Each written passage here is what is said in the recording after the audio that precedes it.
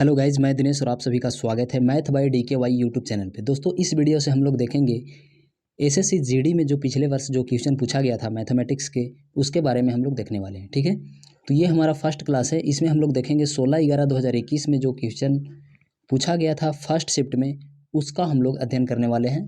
तो आइए इसमें से हम लोग 10 क्वेश्चन देखते हैं।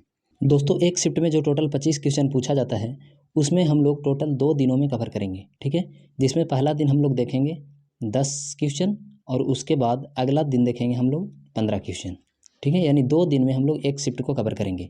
तो हम लोग स्टार्ट कर रहे हैं आज से, यानी 16/11/2021 से। ये हमारा पहला वीडियो होगा और इसके बाद इसमें 10 क्वेश्चन हम लोग अभी देखने वाले हैं और इसका पार्ट 2 होगा, उसमें हम लोग 15 क्वेश्चन देखने वाले हैं। तो आइए इसकी शुरुआत करते हैं। इसमें पहला क्वेश्चन क्या है? तो दोस्तों, इसमें पहला क्वेश्चन जो है वह है बोडमास का। तो इसे किस प्रकार सॉल्व करेंगे हम लोग, कम समय लेकर और बहुत ही इजी तरीका से, वो देखते हैं। सबसे पहले ब्रैकेट को सॉल्व करेंगे। ठीक है, तो ब्रैकेट में आते हैं हम लोग। यहाँ से देख रहे हैं कि यहाँ से यहाँ तक लेकर क्या है, ब्रैकेट है।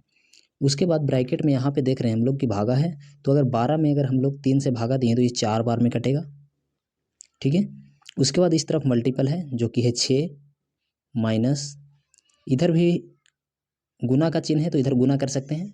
तो 5 चौको 20 हो जाएगा इधर से। उसके अलावा इधर प्लस है और इधर ऑफ है, तो ऑफ का भी कर लेते हैं यहाँ मल्टीपल। 6 चौको 24, इधर से आ गया क्या 24, ये आ गया ब्रैकेट के अंदर वाले। उसके बाद प्लस इधर 6 है और इधर है। अब क्या करना होगा, ये मल्टीपल कर लेते हैं यहाँ। 6 चौको 24 प्लस 24 इधर से और माइनस 20 इधर से। ठीक है, 24 और 24 48 हो जाएगा। ये दोनों को जब ऐड करेंगे तो 48 में से अगर 20 चला गया तो बचेगा क्या 28। इधर से क्या बच गया 28, प्लस 6 है इस तरफ और इधर है इंटू 3, माइनस यहाँ है ये 45। जब हम लोग यहाँ मल्टीपल करेंगे 28 इंटू 3 तो ये हो जाएगा कितना, 8 3 की 24 के 4 हासिल 2, 3 दूना 6 और 2 8, यानी 84, जो कि आएगा माइनस में, चूँकि इधर माइनस लगा हुआ है। इधर से है 45 और इधर है प्लस 6। अगर हम लोग देखें यहाँ पे तो ये 6 और ये 45 अगर दोनों को ऐड कर दें तो क्या हो जाएगा, ये हो जाएगा 51 और 51 में से हम लोग को माइनस करना पड़ेगा 84। तब यहाँ से माइनस करेंगे हम लोग तो क्या बचेगा, माइनस में आएगा जो भी रिजल्ट आएगा वो। 4 में से अगर 1 गया तो 3 और 8 में से 5 गया तो ये भी 3, तो यहाँ आ जाएगा -33। इस क्वेश्चन का जो राइट आंसर आएगा -33, जो कि ऑप्शन नंबर सी में रहा। नेक्स्ट क्वेश्चन देखते हैं हम लोग। नेक्स्ट हम लोग क्वेश्चन नंबर 2 देखते हैं। इसमें का लाभ अर्जित होता है। ठीक है, उसके लाभ प्रतिशत ज्ञात कीजिए। इसमें किस प्रकार से बनेगा ये क्वेश्चन, बोल रहा है कि 12 मीटर जूट के विक्रय मूल्य के बराबर लाभ होता है। तो हम लोग प्रॉफिट लिखेंगे कितना, 12 मीटर जूट के विक्रय मूल्य के बराबर, ये क्या हो गया प्रॉफिट। इसको हमको देखना है कि परसेंटेज में कितना % प्रॉफिट हो रहा है। तो जब भी हम लोग परसेंटेज में प्रॉफिट निकालते हैं तो प्रॉफिट यानी लाभ निकालने के लिए हमेशा नीचे क्रय मूल्य रखा जाता है, यानी CP। पता लगाना पड़ेगा कि CP क्या है। ठीक है, तो इसमें अगर देखें कि 12 मीटर जूट ये तो प्रॉफिट में जा रहा है और टोटल कितना का सेलिंग हो रहा है, तो 36 मीटर जूट का सेलिंग हो रहा है, यानी बेचा जा रहा है। ठीक है, 36 में अगर 12 प्रॉफिट में है तो इसका मतलब 24 जो है एक्चुअल में CP होगा, यानी क्रय मूल्य, यानी खरीदा गया जूट कितना मीटर होगा 24 मीटर। तो नीचे क्या आएगा 24 इंटू 100, ये हो जाएगा उसका एक्चुअल प्रॉफिट। ठीक है, तो एक्चुअल प्रॉफिट यहाँ से निकालेंगे तो ये 2 बार में कट जाएगा और 2 से यहाँ जब कटेगा तो ये 50% हो जाएगा एक्चुअल प्रॉफिट इसका। तो इसका करेक्ट आंसर हो जाएगा ऑप्शन नंबर डी। तो गाइज आइए अब क्वेश्चन नंबर 3 देखते हैं। क्वेश्चन नंबर 3 कह रहा है कक्षा 9 और कक्षा 10 में छात्रों की संख्या क्रमशः 42 और 45 है। ठीक है, यानी क्रमशः कक्षा 9 में 42 छात्र और कक्षा 10 में 45 छात्र हैं। कक्षा 9 और 10 के लड़कों और लड़कियों की संख्याओं का अनुपात क्रमशः 9:5 और 8:7 है। आगे क्वेश्चन क्या बोल रहा है, दोनों कक्षाओं में मिलाकर लड़कों की कुल संख्या और लड़कियों की कुल संख्या का अंतर ज्ञात कीजिए। तो इसको किस प्रकार हम लोग ज्ञात करेंगे, आइए इसको सॉल्व करते हैं। दोस्तों, यहाँ पे हम लोग देखते हैं एक तरफ क्लास 9th और दूसरे तरफ देखते हैं हम लोग क्लास 10th। ठीक है, इस दोनों में अगर देखें बॉयज़ और गर्ल्स, तो बॉयज़ और गर्ल्स में हम लोग यहाँ पे रेशियो देखेंगे। तो इधर 9th में जो है क्लास 9th में इसका रेशियो है 9:5, तो यहाँ पे हम लोग लिख दिए 9:5। ठीक है, क्लास 10 में जो है इसका रेशियो है 8:7, तो यहाँ पे लिख दिए 8:7। अच्छा, क्लास 9th में जो भी स्टूडेंट्स हैं टोटल वो कितना है, 42 हैं। तो ये 42 को हम लोग 9:5 में यहाँ पे डिवाइड कर देते हैं। तो 9:5 में जब डिवाइड करेंगे तो यहाँ से 9 और 5 कितना हो जाएगा, 14। तो क्या यहाँ पे बोल सकते हैं 14 = 42। ठीक है, 14 बराबर क्या हो गया, 42। तो यहाँ से आएगा 1 बराबर 3, और जब 1 बराबर 3 आएगा तो 9 बराबर क्या आ जाएगा, 27, और 5 बराबर आ जाएगा 15। तो यहाँ से दोनों बॉयज़ का 27 आ गया और गर्ल्स का कितना आ गया, 15। अब 10th में देखते हैं।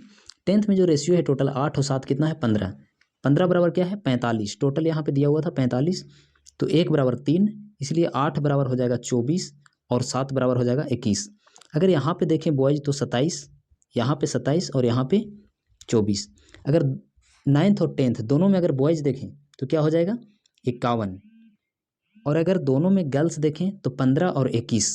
क्लास 9th में 15 और क्लास 10th में 21, दोनों को मिलाएंगे तो क्या हो जाएगा, 36। अब यहाँ पे ये हो गया बॉयज़ 51 और टोटल हो गया गर्ल्स 36। इन दोनों का अंतर पूछ रहा है सवाल में, तो इन दोनों का अंतर जब निकालेंगे तो हो जाएगा 15, जो कि इसका करेक्ट आंसर होगा, और इस ऑप्शन नंबर डी जो कि 15 दिया हुआ है। नेक्स्ट देखते हैं question number 4। 12% of 4% of 7% of 2 × 10 के पावर 6 ये है। तो इसको किस प्रकार सॉल्व करेंगे, आइए इसे देखते हैं। यहाँ पे लिखेंगे हम लोग 12 × 4 × 7 × 2 × 10 के पावर 6। ठीक है, अब यहाँ पे हम लोग देखें कि परसेंटेज है 1, 2, 3, टोटल 3 जगह पे परसेंटेज है। तो इसको क्या कर सकते हैं, हम लोग जानते हैं कि 1% 1/100 के बराबर होता है, यानी 1/100। तो हम लोग यहाँ से नीचे क्या लिख सकते हैं, यहाँ पे नीचे लिख सकते हैं हम 10 के पावर 6, यानी टोटल नीचे 6 जीरो आ गया, 2 जीरो यहाँ से, 2 जीरो यहाँ से और 2 जीरो यहाँ से। तो टोटल 10 के पावर 6 नीचे और 10 के पावर 6 ऊपर। तो यहाँ पे 10 के पावर 6 से 10 के पावर 6 कैंसिल हो जाएगा। उसके बाद यहाँ बचा 12 × 4 × 7 × 2। जब इसको मल्टीपल करेंगे तो यहाँ आ जाएगा 672, जो कि इस करेक्ट आंसर हो जाएगा, और ये है जो ऑप्शन नंबर सी में है। दोस्तों क्वेश्चन नंबर 5 क्या है, 112 सेंटीमीटर × 44 सेंटीमीटर × 25 सेंटीमीटर विमाओं वाले एक ठोस धातु के बने आयताकार ब्लॉक को पिघलाया जाता है और 35 सेंटीमीटर त्रिज्या वाले एक बेलन के रूप में ढाला जाता है। बेलन के वक्र पृष्ठीय क्षेत्रफल ज्ञात कीजिए। ठीक है, तो इसे किस प्रकार से हम लोग निकालेंगे, आइए देखते हैं। सबसे पहले हम लोग देखते हैं कि एक घनाभाकार आकृति का जो आयतन होता है वह होता है लंबाई × चौड़ाई × ऊंचाई। ठीक है, तो इस पर हम लोग जब पुट करेंगे ये वैल्यू लंबाई, चौड़ाई और ऊंचाई, तो इसका जो मल्टीपल करेंगे तो आ जाएगा कितना, ये आ जाएगा इतना, इसका आयतन हो जाएगा। ठीक है, वो घनाभाकार आकृति का। उसके बाद यही घनाभाकार आकृति को जो हम पिघलाएं, इसी आयतन के बराबर एक बेलनाकार आकृति बनाना है। तो हम लोग जानते हैं कि बेलन का आयतन बराबर होता है πr²h। तो πr²h के बराबर करेंगे क्या, ये जो आया था अभी घनाभाकार आकृति का आयतन, उसके बराबर करेंगे हम बेलन के आयतन के बराबर। ठीक है, तो यहाँ से निकल के आ जाएगा क्या, h, यानी बेलन की ऊंचाई। तो यहाँ से जब हम लोग बेलन की ऊंचाई निकालेंगे, यहाँ पे मान बैठाएंगे, पाई का मान 22/7। आर हम लोग को पता है कि 35 सेंटीमीटर त्रिज्या वाले बनाना है हम लोगों को बेलनाकार आकृति, और यहाँ से निकल जाएगा क्या, ऊंचाई। तो जब यहाँ पे सब कुछ सॉल्व करेंगे तो ऊंचाई आ जाएगा 32 सेंटीमीटर। ठीक है, उसके बाद हम लोग को निकालना है, जब एच आ गया, आर आ गया, तो अब हम लोग को निकालना है बेलन का वक्र पृष्ठीय क्षेत्रफल। तो हम लोग जानते हैं बेलन का वक्र पृष्ठीय क्षेत्रफल बराबर फार्मूला होता है 2πRh। तो यहाँ पे जब हम लोग पाई का मान पुट करेंगे, आर का मान 35 रखेंगे और एच का मान 32 यानी 32 रखेंगे, तो उसके बाद जो आंसर आएगा वह आ जाएगा 7040 सेंटीमीटर स्क्वायर। एरिया है तो स्क्वायर में यहाँ पे होगा, और इसका जो करेक्ट आंसर हो जाएगा वह हो जाएगा क्या, ऑप्शन नंबर सी, 7040। अब हम लोग देखते हैं क्वेश्चन नंबर 6। दोस्तों क्वेश्चन नंबर 6 बनाते हैं। साधारण ब्याज की एक निश्चित वार्षिक दर पर एक धनराशि पर प्राप्त मिश्रधन 4 वर्ष के बाद 13,200 और 8 वर्ष के बाद 16,400 होता है। उसी धनराशि पर 10% वार्षिक ब्याज की दर से 3.5 वर्ष का प्राप्त साधारण ब्याज ज्ञात कीजिए। दोस्तों इस क्वेश्चन को कैसे बनाएंगे, देखिए यहाँ पे मिश्रधन दिया हुआ है 4 वर्ष का, यानी ब्याज 4 वर्ष का जोड़ा हुआ है मूलधन में, जो कि 13,200 है, और 8 वर्ष का जो मिश्रधन है वह 16,400 है। तो यहाँ पे इसमें 4 वर्ष का ब्याज है और इसमें क्या है, 8 वर्ष का ब्याज है। अगर हम लोग 16,400 में से 13,200 को घटा दें तो क्या बचेगा, ये जो 3200 आया है 4 वर्ष का ब्याज है। ठीक है, 3200 क्या आया, 4 वर्ष का ब्याज। और एक चीज़ और यहाँ पे ध्यान रखिएगा कि जब भी हम लोग साधारण ब्याज की बात करते हैं तो प्रत्येक ईयर में वह इक्वली आता है। जैसे जितना पहला साल में आया उतना ही वह दूसरा साल में आएगा, उतना ही वह तीसरा साल में आएगा। ठीक है, तो यहाँ पे 4 वर्ष का ब्याज और यहाँ पे 8 वर्ष का ब्याज। तो इसमें से हम लोग ये वाला घटा दिए, तो ये 3200 जो आ गया वह क्या आ गया, 4 वर्ष का ब्याज। अब यहाँ पे 4 वर्ष के बाद ये है मिश्रधन। तो जो मिश्रधन होता है वह होता है प्रिंसिपल प्लस, अगर इस अमाउंट में से हम लोग इंटरेस्ट यानी ब्याज को घटा दें तो क्या बचेगा, प्रिंसिपल यानी मूलधन। तो हम लोग घटा देते हैं 13,200 में से 3200 रुपया अगर घटा दें तो ये 10,000 आ गया क्या, प्रिंसिपल, जिसको हम पी से यहाँ डिनोट किए। अब यहाँ प्रिंसिपल जब आ गया 10,000, रेट हम लोग के पता है 10% और टाइम पता है 3.5 वर्ष। तो 3.5 वर्ष जब टाइम पता है तो अब यहाँ पे हम लोग ब्याज भी निकाल सकते हैं। यहाँ पर रेट यानी 10% है तो 3 वर्ष में कितना हो जाएगा, 30% और आधा वर्ष और तो 30 और 5 35% हो जाएगा। टोटल प्रिंसिपल का 35% ब्याज हो जाएगा। ठीक है, तो अगर 10,000 का 35% हम लोग निकालें तो इसका जो करेक्ट आंसर होगा वह होगा 3500 रुपया, जो कि हो जाएगा option number C. Next question देखते हैं, क्वेश्चन नंबर 7। दोस्तों इसमें क्वेश्चन नंबर 7 है, एक बल्लेबाज ने 124 रन बनाए जिसमें से 6 चौके और 10 छक्के शामिल थे। उसके कुल स्कोर में से कितना प्रतिशत रन विकेटों के बीच दौड़ कर लिया गया। तो यहाँ पे हम लोग देखेंगे कि जब वह 6 चौके मारा है इसका मतलब 24 रन उन्होंने चौके से लिया है और 10 छक्के, इसका मतलब 60 रन उन्होंने छक्के मार कर लिया है, यानी टोटल 84 रन उन्होंने बाउंड्री से लिया है। ठीक है, और टोटल 124 रन है। तो 124 में से अगर हम लोग घटा दें 84, इसका मतलब 40 रन उन्होंने दौड़ कर लिया होगा विकेटों के बीच। तो 40 रन 124 का कितना प्रतिशत है यही निकालना है, यानी 40 जो है 124 का कितना प्रतिशत है। तो ये होगा 32.8/31, जो ऑप्शन नंबर डी में है, यही इसका जो होगा करेक्ट आंसर हो जाएगा, ऑप्शन नंबर डी।